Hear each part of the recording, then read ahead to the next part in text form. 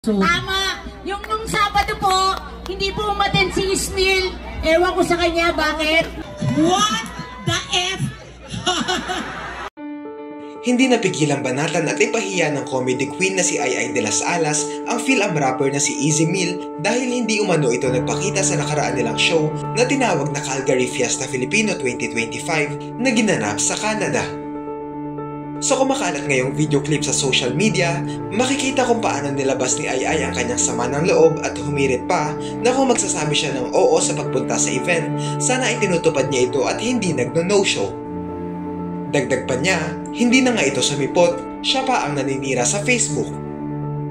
Kumanta na lang si Easy Meal bilang sagot kay Ai. Huling banat naman ni Ai sa kanya, what the F?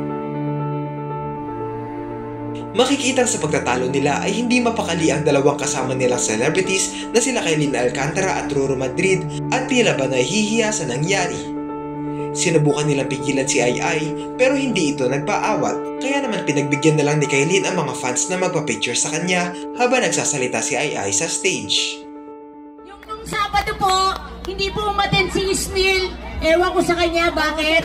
Huwag po kayo naniniwala sa mga sinasabi. Tama! Yung nung Sabado po, hindi po umaten si Ismael.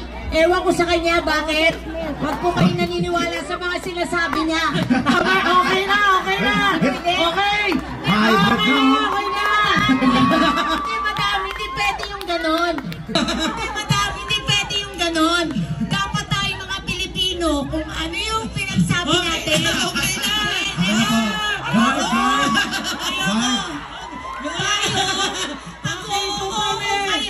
Hindi pwedeng nagno-no-show kayo. Hindi pwedeng nagno-no-show kayo. Hindi pwede yung ganon. Tapos, no-show ka na, ikaw pa yung naninira sa Facebook. Pwede yung ganon.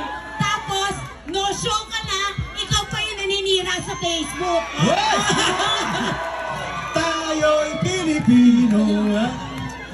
What the F? Nako, si Ta... What the F?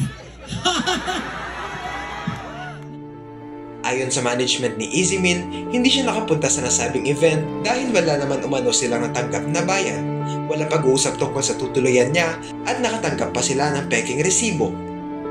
Sinubukan umano nilang pumunta pero kulang-kulang ang mga detalye na para bang pupunta sila sa event na ito nang wala kasiguraduhan kaya hindi na sila sumipot.